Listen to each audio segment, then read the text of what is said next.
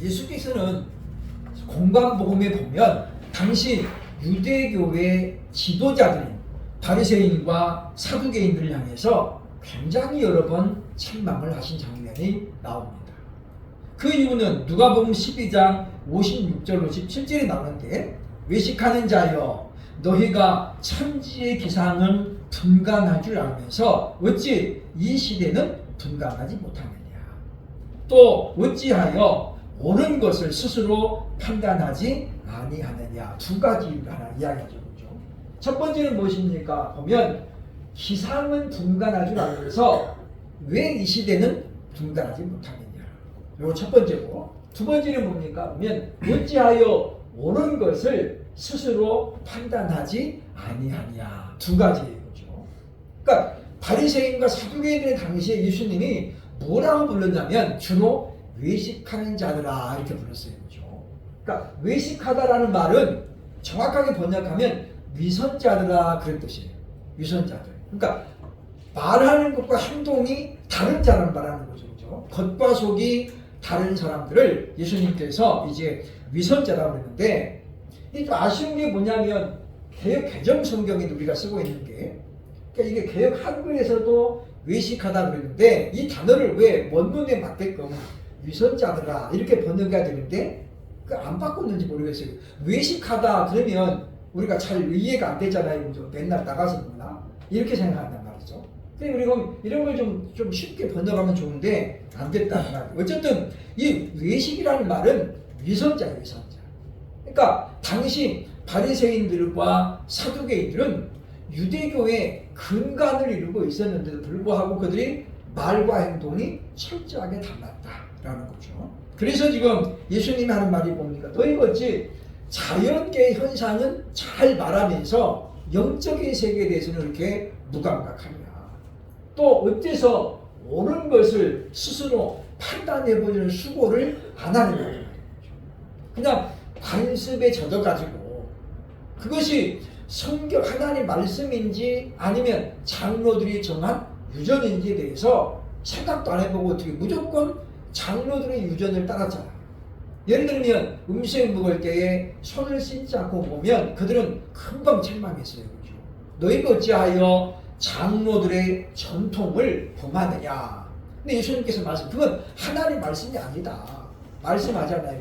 오늘날도 우리가 하나님의 말씀보다도 교회가 세운 전통 또는 사람들끼리 어떤 암묵적으로 만들어진 것을 우리가 더 강조하면 그것은 하나님의 책망을 받는다라고 볼 수 있습니다. 우리가 성경을 하나님이 우리에게 성경을 주신 건 뭐냐면 우리가 성경을 잘 연구하고 잘 배워서 주님이 다시 오실 날을 우리에게 예비하라는 거예요. 그리고 무엇보다도 영적 세계에서 분별력을 가져야 됩니다. 적어도 우리는 말씀 우리가 읽고 들으면서 그 말씀을 내가 자꾸 이제 저장해가지고죠. 설교자의 말을 들으면 이것이 지금 성경적으로 옳은 말인가 틀린 말인가. 그러니까 우리가 설교 시간에 성경 외적인 것을 더 많이 말하는가 아니면 성경을 더 말하는가는 상당히 우리가 좀 주의 깊게 봐야 될 내용이다라는 것입니다. 그래서 저는 본문도 지금 예수께서 다시 오실 날에 일어날 특징들과 그리고 그 일들에 대해서 지금 계속해서 이어지죠. 먼저 본문에 보면 빛의 아들들의 특징을 몇 가지로 소개를 합니다. 여기서 말하는 빛의 아들들이란 말은 하나님의 자녀들, 또 보면 낮의 아들들, 다른 말로 하면 성도들. 그러니까 아들이라고 하니까 그냥 그러면 딸들은 아니냐 이럴 수가 있는데 결국 성도들을 이야기합니다. 여기서 성도는 뭐예요? 온전히 구원에 이르는 성령으로 거듭나고 그래서 구원에 확신이 있는 성도들을 이야기합니다. 그러면 이런 사람들은 마지막 때에 어떤 특징을 갖고 있냐라는 거죠. 그렇죠? 첫 번째 보면 4절에 보면 재림의 징조를 알아본다는 거예요. 4절 같이 보겠습니다. 시작. 형제들아 너희는 어둠에 있지 아니하매 그날이 도둑같이 너희에게 임하지 못하리니. 무슨 이야기냐면 빛의 아들들에게는 예수님이 도둑같이 임할 수가 없다라는 거예요. 왜냐? 그 이유를 설명하죠. 그죠? 보면 4절에 보면 뭐라고 했습니까? 너희는 어둠에 있지 아니하매 그랬어요. 그러니까 예수님이 그랬죠. 그죠? 도둑같이 임할 것이다. 그랬는데 왜 믿음의 사람들에게는 도둑같이 못 오느냐? 그것은 뭐냐면 너희가 바로 어둠에 있지 아니하기 때문이다. 그러니까 여기서 말하는 어둠은 뭐냐면 바로 죄악된 세상 또는 죄 가운데라는 말을 우리가 받아볼 수 있습니다. 그래서 요한복음 3장 19절에 말씀하고 있죠. 다음 페이지 넘어가면 3장 19절 보겠습니다. 시작. 그 종계는 이것이니 곧 빛이 세상에 왔으되 사람들이 자기 악함으로 빛보다 어둠을 더 사랑하는 것입니다. 그러니까 어둠이 뭐예요? 에베소서 5장에 다시 이야기하죠. 그죠? 너희가 전에는 어둠이든지 여기 저는 뭐예요? 예수님을 믿기 전에 예수님을 알기 전에는 어둠이었대요. 그러니까 어둠이 뭐냐? 결국 죄악된 세상을 이야기하고 있죠. 그래서 이제는 주 안에서 빛이라 빛의 자녀들처럼 행하라. 그러면서 빛의 자녀는 어떤 사람입니까? 보면 바로 열매 없는 어둠에 일에 참여하지 말고 도리어 참여하라. 그러니까 하나님의 사람들은 어떤 사람이에요? 보면 이 어둠에 참여하지 않고 열매를 맺는 사람들이에요. 그러니까 이런 사람들은 징조를 안다는 거죠. 그죠? 아, 이게 도대체가 지금 뭔가 심각하다. 왜냐? 지금 우리 보면 중국에도 100년 만에 대홍수로 수백 명이 죽었어요. 그죠? 또 지금 어제 뉴스 보니까 브라질에도 엄청난 지금 비가 와가지고 수백 명이 죽었어요. 근데 우리가 이제 보면 그것은 뭐냐? 이게 지금 이제 자연재해냐 아니면 인간들이 만든 거냐? 사람들 때문에 나오는 거죠. 아마존 밀림이잖아요. 그죠? 그 아마존은 우리가 다른 말로 지구의 허파라고 해요. 허파. 사람도 허파가 망가지면 사람이 어떻게 해요? 제명들을 못 살아요. 그죠? 그런데 아마존에는 강만 큰 게 아니라 밀림이 꽂혀 있잖아요. 그런데 지금 그 가구들을 만드느라고 나무들을 많이 베가는 거예요.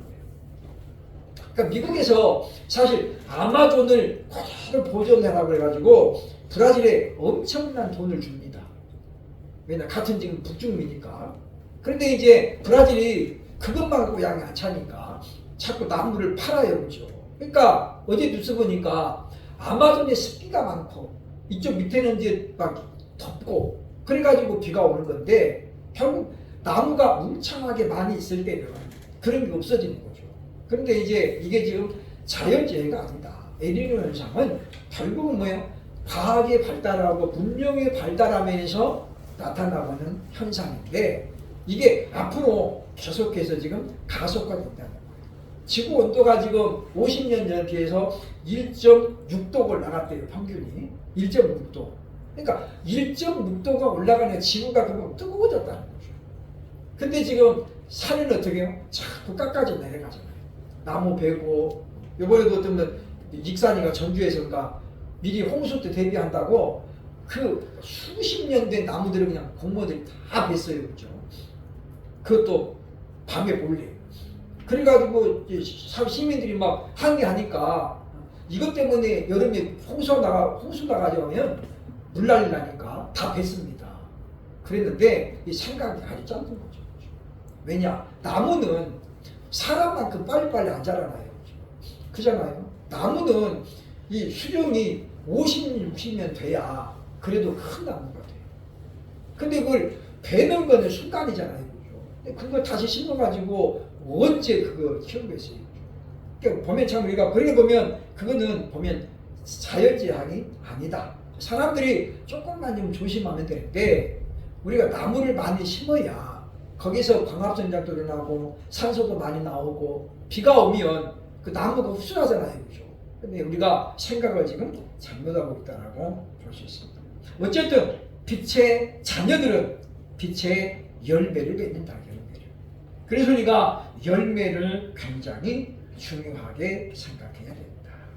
그래서 에베소서 5장 11절에 이렇게 말합니다. 너희는 열매 없는 어둠의 일에 참여하지 말고 도리어 책망하라.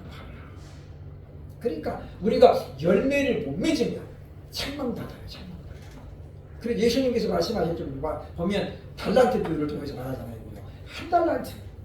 그 한 달란트가 버는 사람 입장에 따라서는 큰 것이고 또 작은 것일 수 있어요. 빌 게이츠가 그걸 공인했죠. 자기 자식들에게는 2천만 달러만 유산을 물려주겠다. 그래서 저는 2천만 원이라고 처음에 짠돌이네 그랬는데 2천만 달러면 우리나라 돈으로 얼마예요? 엄청나게 큰 돈이에요.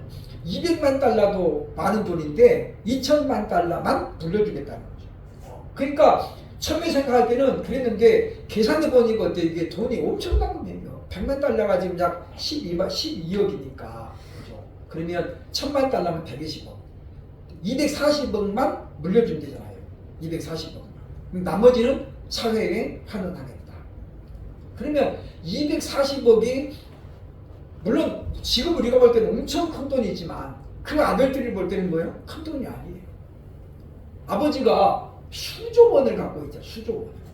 거기서 240억밖에 안 준다니까 자식들은 뭐예요? 하나도 안 기뻐하죠. 그러니까 한 달란트가 그런 거예요. 하나님이 내게 한 달란트를 맡기셨는데 그걸 내가 어떤 가치로 보느냐에 따라서 그것은 큰 재능일 수도 있고 하찮은 것일 수도 있다. 그래서 땅속에 묻어두고 아무런 이문을 남기지 않죠. 그죠? 이문이 뭐예요? 열매죠. 그때 왕이 와가지고 어떻게 해요? 책망하잖아요. 그러니까 우리는 바로 빛의 아들들은 빛의 열매를 맺어야 된다라는 우리가 기억을 해야 됩니다. 그래서 우리가 시대의 특징, 흐름을 우리가 잘 봐야 돼요. 그래서 빛의 아들들은 시대를 구분하고 분별할 줄 알기 때문에 재림의 징조를 알아봤다는 거예요. 그래서 지구 곳곳이 지금 눈도 오고 우리 또 어저께인가 강원도 눈 왔잖아요. 그렇죠? 어제 그저께인가 이게 지금 5월에 중순인데 최근에 5월 중순에 눈 온 적이 별로 없었던 것 같아요. 제 기억에. 그러니까 이것도 지금 현재 온전한 상태는 아니에요. 온전한 상태는 아니에요. 지구가 지금 굉장히 몸살을 앓고 있는데 가장 주거는 뭐냐? 사람들의 편리성 때문이다. 편리성. 우리가 이런 걸 우리가 예의주시해야 된다는 것. 두 번째는 밤이나 어둠에 속하지 않았다. 똑같은 말인데 1번과 2번이. 여기서 지금 제가 드리고 싶은 말씀은 육적인 사람, 영적인 사람에 대해 이야기하는 거예요. 바울은 로마서 6장에서 8장까지 육적인 사람, 육에 속한 사람, 영적인 사람을 세 가지로 나눠 설명해요. 그러니까 육에 속한 사람은 아예 뭐예요? 예수님을 믿지 않는 모르는 사람이죠. 그죠? 그리고 육적인 사람이 있고 영에 속한 사람이 있어요. 몸이라는 말이 나오는데 뒤에 보면 설명이 되어 있습니다만은 이 사르코스라는 말, 사르코스. 그러니까 육적인 사람은 사르코스인데 다른 말로 하면 뭐예요? 그냥 고깃덩어리. 죽으면 그냥 썩어 없어져요. 고깃덩어리. 사르코스는. 근데 소마라는 몸이 있어요. 소마. 이게 영적인 사람의 몸이에요. 소마는 구원받은 몸이란 뜻이에요. 그러니까 우리 사람은 몸이 어떻게? 두 개의 몸이 있다는 거예요. 그러니까 그런데 우리가 보면 이 사르코스는 어떤 거냐? 보면 아직 신앙생활을 하면서도 양다리를 치고 있는 거죠. 그러니까 세상 것도 사랑하고 예수님을 사랑하고. 그러니까 어떻게 보면 온전히 지금 거듭나지 못했다라고 볼 수 있어요. 그래서 우리가 이제 이 두 단어를 성경은 쓰고 있는데 그래서 구원받은 몸을 예배할 때는 소마라는 말이에요. 소마. 그러나 우리가 열매가 없이 아직도 여전히 세상과 짝해져 있는 몸을 말할 때는 사르코스라고 씁니다. 그러니까 사르코스는 그냥 고깃덩어리 몸을 이야기한다라는 거죠. 그래서 우리가 이런 사람들에게는 열매가 없다는 거예요. 열매가 없다는 거예요. 그러니까 오전에 제가 잠깐 말씀드렸습니다만은 그 보잉사에서 그 100년이 넘는 역사를 가지고 있는 항공사인데 왜 그렇게 자꾸 이렇게 사고가 다니냐? 그 밝혀졌죠. 그 회사에서 40년을 넘게 일했던 엔지니어가 얘기했어요. 그죠? 그 보잉이 다른 회사하고 통합을 했어요. 새로 이제 CEO가 바뀌면서 이 사람이 뭘 이야기하냐면 이제는 우리가 좀 더 이문을 좀 많이 남기자. 그래서 안전보다도 이문을 더 남기는 걸로 작전을 세웠어요. 그러니까 전에 CEO는 안전이 우선이었어요. 그러니까 이 사장이 바뀌면서 안전보다도 돈을 좀 많이 남겨보자. 그래가지고 지금 연거푸 사고가 나는 거잖아요. 이 새로운 사장은 지금 돈을 벌기는커녕 지금 엄청나게 지금 손해를 보게 생겼어요. 왜냐? 이제는 그 믿을 수 있는 회사였는데 사고가 나니까 아니 어떻게 그 이륙 가다가 바퀴가 빠지냐고요. 바퀴가. 그 어떻게 그렇게 어설프게 해놨냐. 우리 생각해보면 자동차가 굴러가다가 바퀴가 빠지는 거 똑같아요. 그죠? 그 가끔씩 옛날에 그런 사건도 있었잖아요. 그죠? 타이어 교환하고 났는데 이 사람이 볼트를 덜 차는 거예요. 그러니까 모르고 가다가 어떻게 해요? 바퀴가 빠졌어요. 그죠? 큰일 나죠. 근데 어쨌든 우리가 이런 걸 보면서 우리는 이 육에 속한 사람과 그리고 영에 속한 몸에 대해서 우리가 분명히 구별을 해야 되는데 이들은 다시 말하면 왜 세상도 사랑하고 예수님을 사랑하느냐 결국은 뭐예요? 내적인 변화가 없기 때문입니다. 그러니까 내적인 변화는 뭡니까? 결국 거듭나지 못했다는 거예요. 우리가 신앙생활을 하면서도 정말 우리가 거듭나지 못하면 우리가 여전히 세상의 것들을 동경하고 세상의 것들을 좋아하죠. 그래서 세상에 우리가 그냥 빠져 산다는 거예요. 그러니까 우리는 사실은 사도 바울이 그런 말 하잖아요. 나는 오호라 나는 권고한 자로다. 왜 권고한 자예요? 자꾸 자기 육신은 세상으로 어떻게 나가려고 한다는 거예요. 그래서 바울이 뭐라고 그래요? 나는 날마다 죽는 거야. 죽어야 우리가 어떻게 해요? 죽어야 부활하는 거죠. 죽어야. 그러니까 우리 육이 죽어야 우리 영적인 것이 더 왕성해지는데 우리가 자꾸만 우리 육을 갖다가 자꾸 위해주고 우선 생각하니까 자꾸 어떻게 영적인 것은 자꾸 줄어들고 육적인 것이 자꾸 기세를 떨치게 된다는 것입니다. 그래서 우리가 오늘날은 신앙을 신분 세탁용으로 이용하는 사람들이 지금 많아지고 있어요. 무슨 이야기냐면 진짜 예수를 믿는 게 아니라 믿는 척하고 그리고 뭐예요? 나도 이제 예수 믿습니다. 이렇게 거짓말을 하는 사람들이 많아지고 있다. 그러니까 예전 우리가 조직폭력배 유명했던 조양원이라든가 이런 사람들 또 조세영 씨, 대도 조세영 지금도 살아있지만 이 사람도 얼마나 많은 감정을 했습니까? 그런데 결국은 뭐였어요? 그 사람이 또 도둑질하다 걸리고 또 가고 심지어 일본까지 가서 도둑질하다가 또 걸렸잖아요. 안 걸리면 되는데 간증하고 그 다음에 어디 가서 도둑질하러 가는 거예요. 이게 보면은 예수님을 영접했으면 그럴 수 없다라는 거죠. 그럴 수 없어요. 근데 이게 지금 완전히 전도둑으로 전락했죠.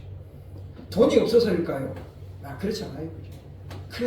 아직 내적인 것이 변화되지 못했기 때문에 그런 어떤 금질건조를 해가지고 참을 수가 없는 거죠. 일종의 중독이 되는 거죠.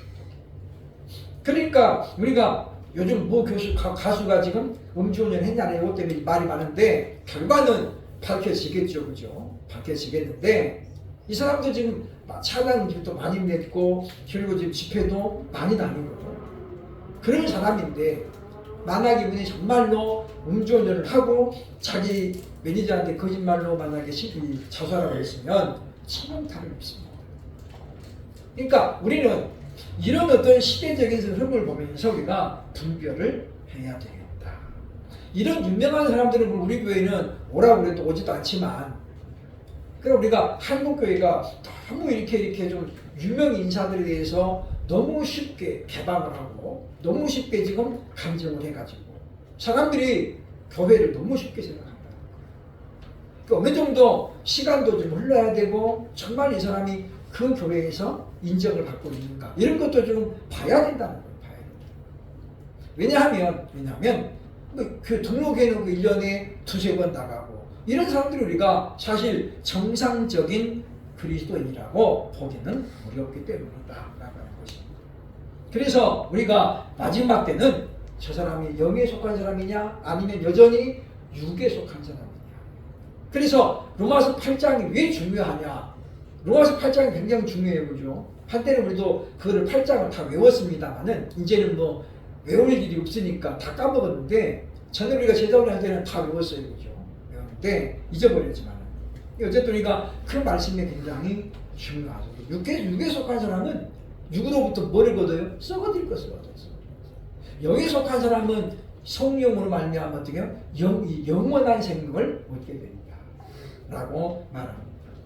그 다음에 세 번째 빛의 아들들의 특징은 뭐냐? 정신을 차린다. 정신을 차린다.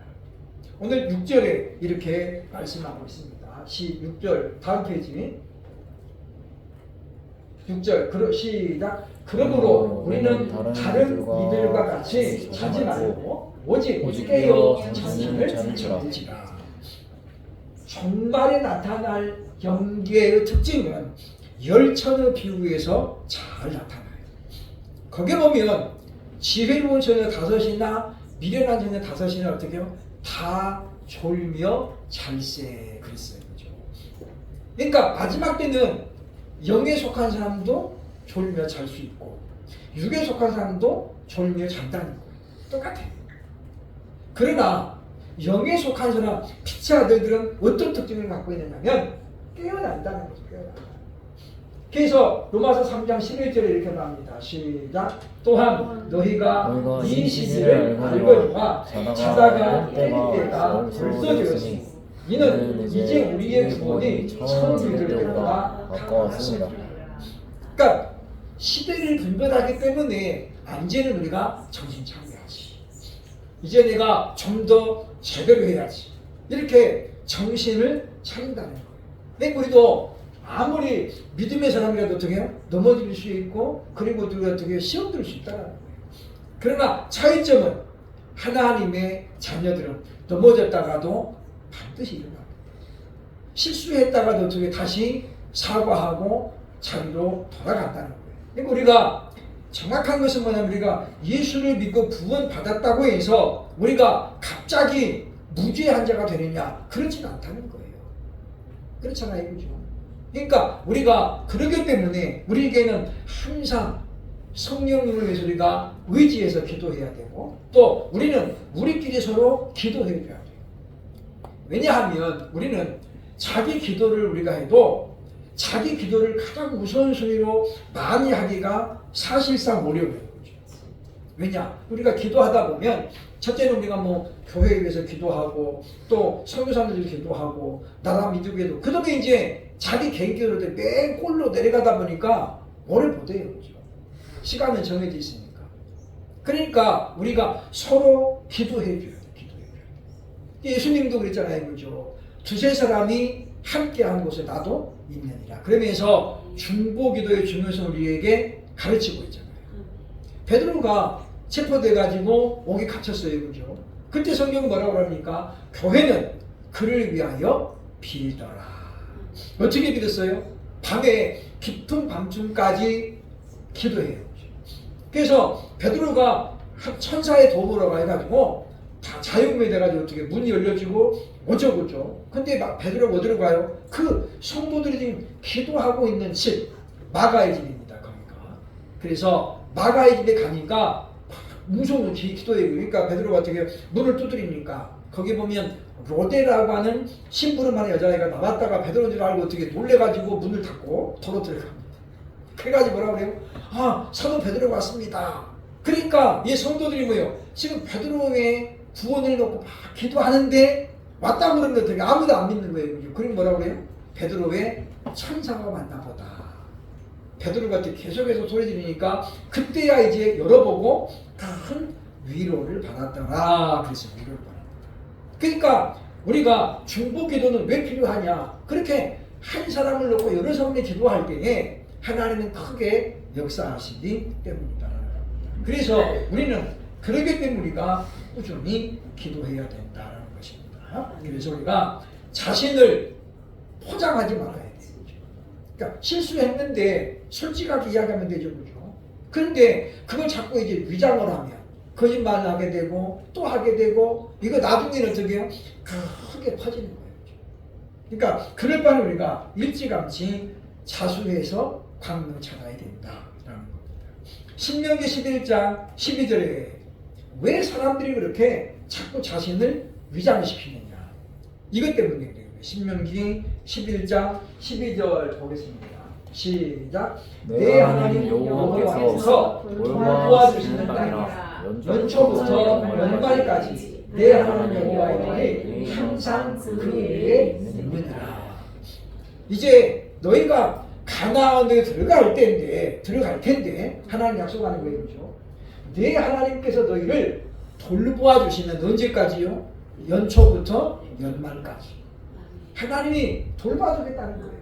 그러면서 하는 말이 뭡니까? 하나님 여호와의 눈이 항상 그 위에 있으리라. 그러니까 우리가 하나님의 시선을 인식하지 못하니까 자기 죄를 지어도 어떻게 자꾸 고백하지 못하고 자꾸 어떻게 위장한다. 하나님이 나를 지금 보고 있다는 걸 알면 우리가 더 이상 어떻게 위장을 못하죠. 왜? 하나님 앞에는 우리가 결코 숨길 수가 없기 때문입니다.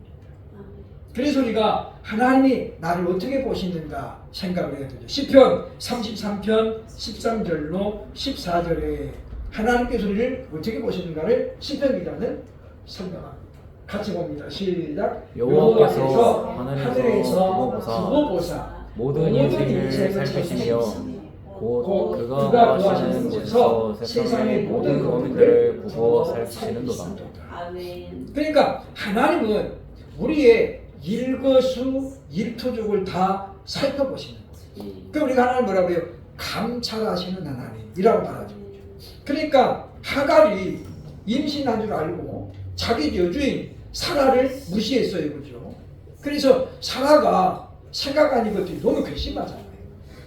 어떻게 보면 하갈이 세상 말로 하면 이제 팔자가 핀 거잖아요. 그죠? 아브라함이 아들을 낳으면 팔자가 피잖아요. 근데 하갈이 너무 설레발을 치니까 사라가 어떻게 해요? 쫓아냅니다. 쫓아내버리죠. 그래서 하갈이 쫓겨나가지고 나와보니까 어디가 어딘지 알 수가 없는 거예요. 왜냐? 세월이 많이 흘렀거든요. 10년이면 강산이 변하는데. 그래서 이 하갈이 어떻게 거기서 방황하면서 울어요. 그죠? 그때 하나님께서 하갈을 부르시죠.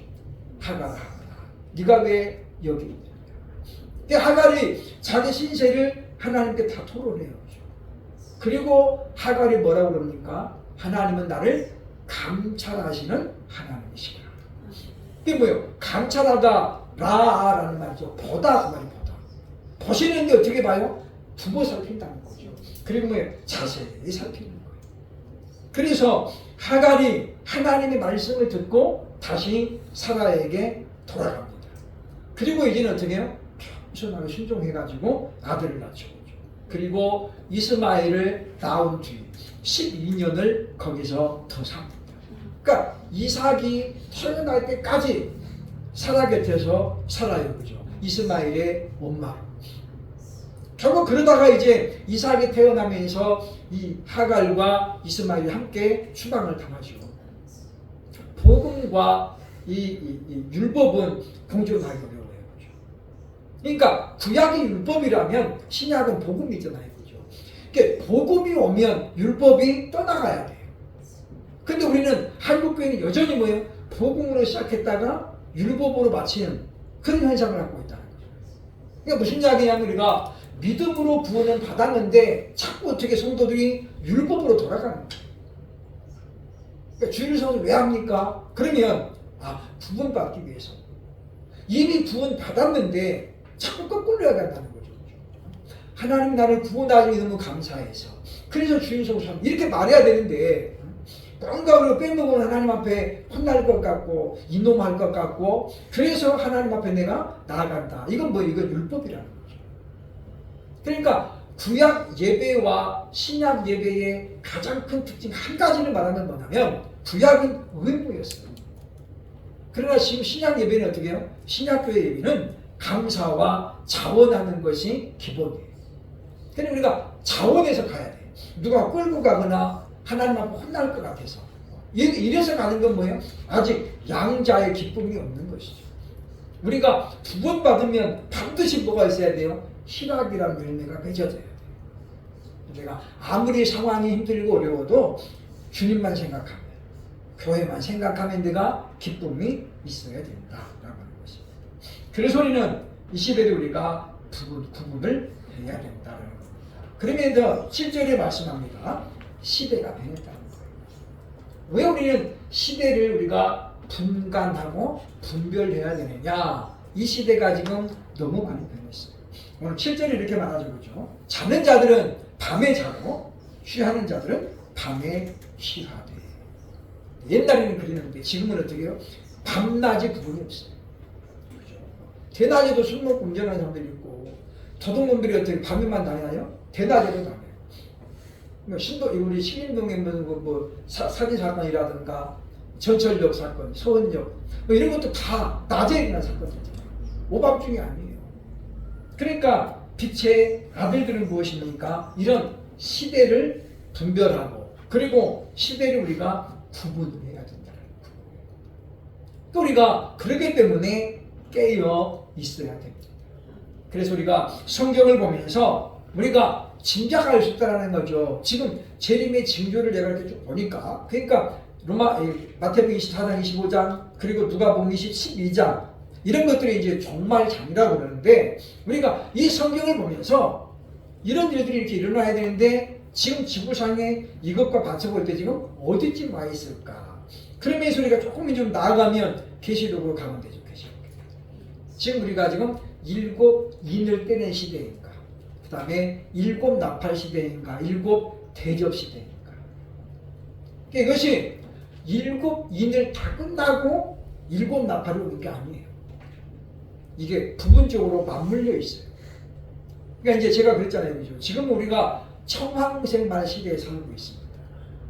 청황생말이 근데 마지막 것이 아니잖아요. 그죠? 그러니까 보면 지금이 혼합주의 시대, 혼합주의 시대. 자꾸 우리가 이제 보면 이 이단과 정파가 혼합되고, 성경, 비성경, 진리가 아닌 것과 비진리가 어떻게, 진리와 비진리가 자꾸 혼합돼요. 그러니까 성경은 그걸 말하지 않잖아요. 어찌 단물과 쓴물이 어찌 조화되고 벨리알과 여호와가 어찌 하나 되겠느냐. 그럴 수 없다라는 것인데, 오늘 이 시대의 교회는 자꾸 그렇게 지금 흘러가고 있다. 그래서 대단히 위험이 있다. 그래서 우리가 교회를 너무 이렇게 편의 공간으로 많이 만드는 것은 좋은 건 아니에요. 제가 지난번에 여러 번 이야기했잖아요. 그죠? 헬스장 만들고 농구장 만들고, 이거는 교회가 지나치게 세속화되는 거예요. 교회가 헬스장 만들면 성도 중에도 헬스장 운영하는 사람들은 어떻게 되겠어요? 피해를 받잖아요. 그 생각을 해야죠. 예전 우리 동네 금성교회에서 그런 말이 있었어요. 실제로 미용봉사를 했는데, 교회 안에 성도들 중에 이제 미용사들이 있으니까 그래서 무료로 이렇게 했어요. 그랬더니 그 동네 미용사 하는 분들이 항의가 들었어요. 왜 우리 밥줄을 끊어놓느냐. 그렇죠. 왜 우리 밥줄을 끊어놓느냐. 그게 맞는 말이죠. 그죠. 교회에서 그냥 무료로 해주니까 사람들이 뭐 밀려가는 거예요. 근데 당연히 미장원 손님들이 줄어들 수밖에 없잖아요. 그 무료로 해버리니까. 그래서 이제 그거를 교회가 용납해가지고 끊었어요. 그죠. 그리고 이제 나중에 보니까 나이 제한이 없더라고요. 65세 이상만 1,000원씩 이렇게. 그러니까 이제 65세 이상의 노인들이잖아요. 그죠. 그런 분들 1,000원씩 받는 거예요. 그러니까 무료로 할 때는 막 많이 가는데 나이 제한을 두니까 사람들이 이제 막 안 가잖아요. 그죠. 못 가잖아요. 그죠. 그러니까 이제 별 문제가 없어요. 그러니까 우리가 그런 것들을 보면서 우리도 분별력을 가져야 되겠다. 그래서 지금은 자다가 깰 때입니다. 우리가 지금은 냉정하게 우리 위치에서 하나님의 자녀의 신분에서 우리가 늘 세상을 봐야 되겠다라는 거죠. 그래서 우리가 지금이 왜 혼합주의라고 하느냐. 지금은 어떤 신학적인 특징이 두드러지지 않아요. 그렇죠? 그리고 자꾸 혼합되잖아요. 섞어지잖아요. 그래서 인문주의가 한국교회에 깊이 들어와 있습니다. 복음이 자꾸 사라져요. 그래서 우리 다른 목사님들이 말하잖아요. 그죠? 다시 복음이 회복돼야 됩니다. 코로나 때문에 교회가 너무 위축이 된 것도 사실이지만은 너무 인문주의가 지금 들어와 있다는 거예요. 인문주의가 나쁘다는 게 아닙니다. 중요한 것은 이 하나님의 복음을 믿어내고 그 자리를 차지하니까 그게 위험하다는 거예요. 그래서 우리가 복음이 다시 회복됩니다. 그래서 이런 어떤 흐름들을 보여서 우리 교회가 왜 계속해서 성경 읽자라고 얘기하느냐면 성경 외에는 다른 게 없어요. 왜냐? 복음이 하나님 말씀이잖아요. 근데 우리가 하나님 말씀 너무 모르는 건 뭐예요? 그 문제가 있는 거죠. 우리가 우리의 하나님 아버지를 우리가 알려고 이랬어야 돼. 우리의 구원자 예수님을 깊이 알려면 말씀을 우리가 항상 연구하고 읽어야 됩니다. 그래서 우리가 이제는 빛의 아들들로 하나님의 자녀들로 이제 그런 뚜렷한 특징을 가지고 이 마지막 시대를 살아가는 저와 여러분들 수 있기를 주의 이름으로 축원합니다. 네.